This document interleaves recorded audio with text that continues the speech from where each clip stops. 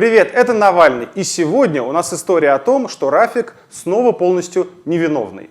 Во-первых, Рафик ни в чем не виноват.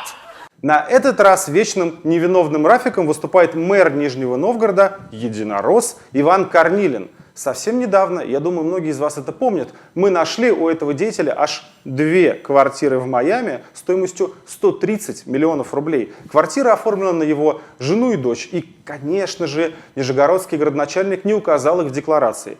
И в связи с этим, если действовать строго по закону, мэра должны были немедленно отстранить от должности.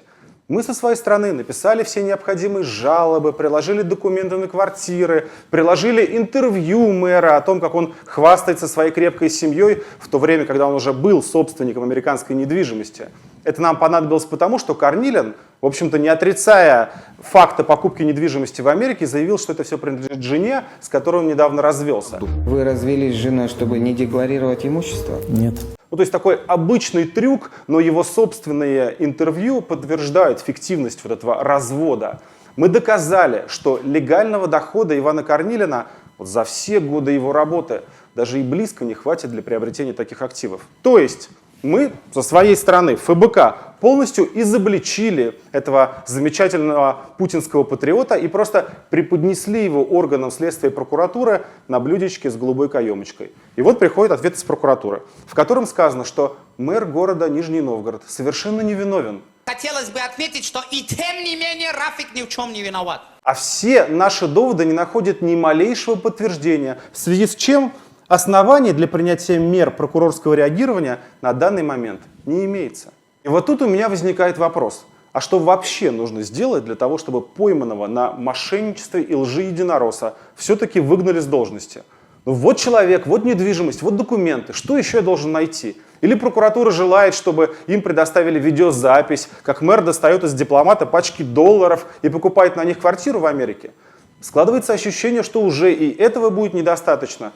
Вы знаете, мне вообще начинает казаться, что если я завтра опубликую видеозапись, где члены Единой России, я не знаю, едят детей, то прокуратура и Следственный комитет мне напишут, что в расследовании нет нужды, потому что я не смог предоставить свидетельство о рождении съедаемого. И в связи с этим невозможно установить, действительно ли он является ребенком. И вот еще что. Я смотрю на вот этот ответ из прокуратуры и вспоминаю пенсионерку из Ивановской области, которую совсем недавно судили за то, что она, будучи просто голодной, украла продуктов на 630 рублей. В августе женщина похитила из кухни кетчуп и немного сахара на 70 рублей. В начале декабря 2 банки тушенки, упаковку макарон, сахар, печенье и 17 пакетиков чая. Ведь ее пенсии просто не хватало на покупку еды. И в этом случае, вы знаете, прокуратура вела себя ой как активно. Указанные преступления, в совершении которых обвиняется подсудимая, отнесены законом к категории тяжких, направленных против собственности. 630 рублей и 17 пакетиков чая. И вот это преступление века расследуется весьма серьезно. Следствие, материалы уголовного дела, обвинительное заключение, суд, прокурор, протокол, приговор. Вот бы хотя бы 1/3 этих усилий направить на проверку того, на какие же деньги мэр Нижнего Новгорода покупает себе квартиры в Майами. Вот вы, пожалуйста, сами подумайте и скажите мне, что представляет большую общественную опасность для страны вообще и конкретно вас? С одной стороны, нищая пенсионерка, укравшая еды на 630 рублей. И с другой стороны, чиновник, мэр крупного города, тайно купивший зарубежной недвижимости на 130 миллионов рублей, полученных вообще непонятно откуда и, скорее всего, как мы предполагаем, от коррупционной деятельности. Лично я в этой ситуации голосую так. Пусть усилия государства будут направлены на то, чтобы сначала разобраться с такими мэрами, а потом заниматься пенсионерами. Видите, даже маленькое стихотворение у меня получилось, видимо, просто от возмущения.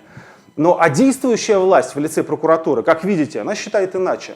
И свою задачу они находят в том, чтобы защищать коррумпированных чиновников-миллионеров, а весь свой такой расследовательский пыл направлять на политические дела или вот на таких бедолаг, как эта пенсионерка.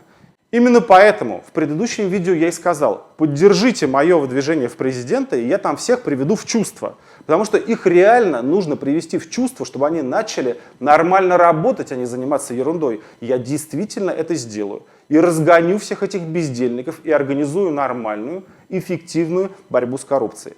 Но для этого мне сейчас сначала нужна ваша поддержка. Поставьте подпись за мое выдвижение, ссылка есть в описании. И это будет отличный, вот лично ваш сигнал в сторону власти о том, что вы хотите нормальной борьбы с коррупцией.